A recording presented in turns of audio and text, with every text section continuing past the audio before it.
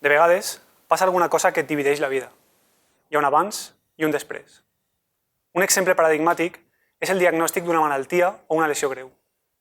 Aquest esdeveniment disruptiu desordena la vida de les persones i les transporta a un món corporal, psicològic i social desconegut.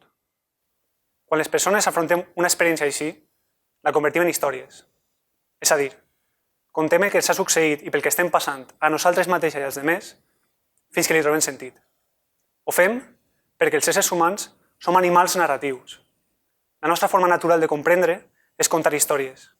Vegem a través d'elles tot el que ens ocorre i tractem de viure la vida com si la contàrem. De fet, trobar una forma satisfactòria de contar la nostra història és determinant per viure bé. Com va escriure Paul Auster en la seva trilogia de Nova York, les històries sols passen als que són capaços de contar-les. Ara bé, les històries no són un producte exclusiu de qui les conta, ni brollen de la seva ment sense més. Per contar la nostra pròpia història, necessitem inspirar-nos en altres històries. Naturalment, no ens serveix qualsevol història. No totes les històries ens interpel·len per igual. Això es deu a l'hàbitus narratiu, és a dir, als gustos, disposicions i afinitats que incorporem durant la nostra socialització i que ens fan sentir que unes històries són per a nosaltres mentre que altres no. D'entre totes les històries que hi ha en la cultura que habitem, algunes, unes poques, ens causen un profund impacte. Altres penetren baix la nostra pell sense que ens adonem. Conscient o inconscientment les tenim en el cap i en el cor. Pensem i sentim amb elles. Ens serveixen de referència per diferenciar el que és possible o impossible, el que és bo o roí, desitjable o indesitjable. Ens situen en el món i ens ensenyen coses que podem aplicar a la nostra vida. La literatura especialitzada anomena aquestes històries mapes narratius. En el context del diagnòstic d'una malaltia o una lesió greu, els mapes narratius funcionen com un mecanisme cultural per travessar el món desconegut al que les persones han sigut llançades. Proporcionen una vista preliminar del que hi ha a aquest món i condueixen a les persones cap a unes activitats i comportaments al temps que s'allunyen d'altres. En la societat occidental, els mapes que utilitzen les persones malaltes solen presentar la mateixa línia argumental bàsica. L'anomenen restitució. Diu el següent: ahir estava sa, avui estic malalt, però demà tornaré a estar sa. Aquest fil argumental es reprodueix davant de qualsevol problema de salut greu. Així, per exemple, en el cas de la lesió medular, diria el següent: ahir podia caminar, avui la part inferior del meu cos està paralitzada, però demà tornaré a caminar. Dos exemples ens ajuden a comprendre com històries estructurades per la restitució poden funcionar com mapes narratius. El primer és el de Lance Armstrong, que va ser diagnosticat amb un càncer testicular. La determinació pública del ciclista per recuperar-se i tornar a ser el que era va donar lloc a mapes narratius que defineixen la forma suposadament apropiada d'enfrontar-se al càncer.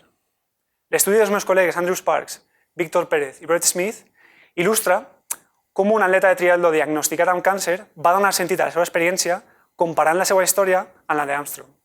El que va passar després amb la qüestió del dòping és una altra història que deixarem per un altre dia. El segon cas és el de Christopher Reeve, el conegut actor que, degut a un accident esportiu, es va trencar la medul·la espinal. Centrant la seva anàlisi en la masculinitat heroica, Cleaver i Hutchinson suggereixen que els lesionats medulars exposats a la història de Reeve o altres semblants poden convertir-la en un mapa narratiu en el qual projectar-se o alinear-se per construir la seva pròpia història de discapacitat. Podem pensar en casos semblants. Per exemple, una història de restitució que en el seu dia va tindre una gran repercussió mediàtica i que ho té tot per convertir-se en un mapa narratiu és la de Pablo Raez, el jove practicant de CrossFit que es va convertir en un símbol de la lluita contra la leucèmia. Tanmateix, una història no té per què ser de domini públic per convertir-se en un mapa narratiu. Els mapes narratius també poden obtenir-se de persones properes, com familiars, amics o membres d'una associació. Per exemple, Paul Einstein va demostrar com les històries personals dels membres veterans d'Alcohòlics Anònims servien com a mapes narratius als nous membres, proporcionant-los una guia per fer front a la seva rehabilitació. En qualsevol cas, la literatura ha arribat a un consens conceptual segons el qual les persones obtenen el seu mapa narratiu a partir d'altres persones que prèviament han passat per circumstàncies o experiències similars. En aquest sentit, Andrew Sparks va afirmar que els mapes narratius d'infermetat s'obtenen a partir de persones que han recorregut el territori de l'enfermetat, és a dir, que han passat per proves diagnòstiques, que han estat ingressades en l'hospital, que han pres medicaments, que han superat la enfermetat, etc. Un dels estudis que composen la meva tesi doctoral qüestiona aquesta afirmació. L'estudi en qüestió aborda el cas de Patrick, un home de mitjana edat al que fa més de 10 anys li van diagnosticar un càncer de mal pronòstic. El tumor estava localitzat en la mèdula espinal, de manera que va donar lloc a una lesió medular que ha anat empitjorant al llarg del temps, en part degut a les reseccions quirúrgiques, 6 en total. Mesos abans de ser diagnosticat, Patrick va llegir una història anomenada Anàbasi, també coneguda com l'expedició dels 10.000. Anàbasi és un clàssic escrit en el segle V a.C. per Xenofont, que va ser deixible de Sòcrates. El llibre descriu la lluita d'un exèrcit grec per tornar a la pàtria després d'una revolta contra el rei de Pèrsia. Després del diagnòstic, Anàbasi es va convertir en el mapa que va orientar a Patrick durant el seu viatge narratiu. Però com pot ser això, si Anàbasi no és una història de discapacitat ni d'enfermetat? La resposta és senzilla, perquè la seva línia argumental bàsica coincideix en la restitució. Si bé les dues històries són molt diferents, les dues estan estructurades per un fil argumental alegòric.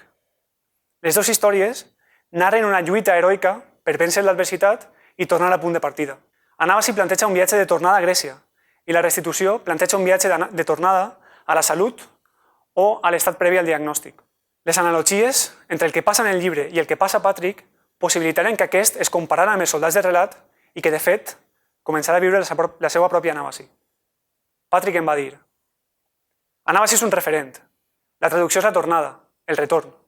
Per què no vaig a poder tornar jo? A Grècia o a la meva vida normal? Per qüestió de temps, no puc presentar una anàlisi profunda de l'Anàbasi de Patrick. Em centraré en un aspecte concret que abordem al nostre estudi, l'exercici físic i el paper que va jugar en relació a la lesió medular de Patrick.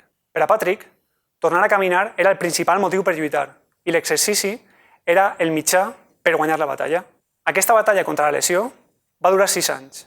Patrick es va dedicar en cos i ànima a fer exercici. Durant aquest temps, s'alçava per matí, desdejunava fort i feia exercici fins l'hora de dinar. Però quan les recidives tumorals i les operacions per extirpar el tumor van empitjorar la paraplèxia, la possibilitat de tornar a caminar va desaparèixer. I degut que l'exercici només estava vinculat a la restitució, Patrick el va abandonar i mai més ha tornat a fer exercici. En relació amb aquesta qüestió particular, el nostre estudi destaca la importància d'ampliar o expandir el repertori narratiu de les persones amb discapacitat per tal que integren altres motius per fer exercici, a banda de la recuperació funcional, com poden ser el gaudi o la interacció social. Això no vol dir que la restitució hagi d'evitar-se sempre i a qualsevol preu. La restitució genera esperança i pot ajudar a les persones a mantenir-se dempeus, literal i figuradament. Es tracta més bé de no posar tots els ous en la mateixa cistella. Com va assenyalar Chimamanda Ngozi en una xerrada TED molt recomanable, el perill de la història única és que sols ofereix una perspectiva i una interpretació de les coses. En aquest sentit, la restitució ens pot conduir a un carreró sense sortida a llarg termini. Quan la possibilitat de recuperació és inassolible, les persones necessiten narratives alternatives que es permeten avançar per altres camins i obrir el futur a diverses possibilitats, més enllà del retorn. La bona notícia és que hi ha infinites històries que poden arribar a funcionar com a mapes narratius d'enfermetat i discapacitat. També les històries que no tenen una relació clara i directa amb la discapacitat i l'enfermetat. Aquest és un missatge clau del nostre estudi. Estem rodejats d'històries amb un potencial alegòric que ens permeten ajudar a les persones a viure millor. Això és una cosa que poden fer tots i totes, però és una tasca que sobretot han d'assumir els professionals que treballen amb les persones malaltes o amb discapacitat. Professionals de la salut, de la psicologia, de l'esport, del treball social, de l'educació, de la gestió pública o privada. Espero que aquest vídeo us interpel·li. És important que no us oblideu de les històries. Les històries importen.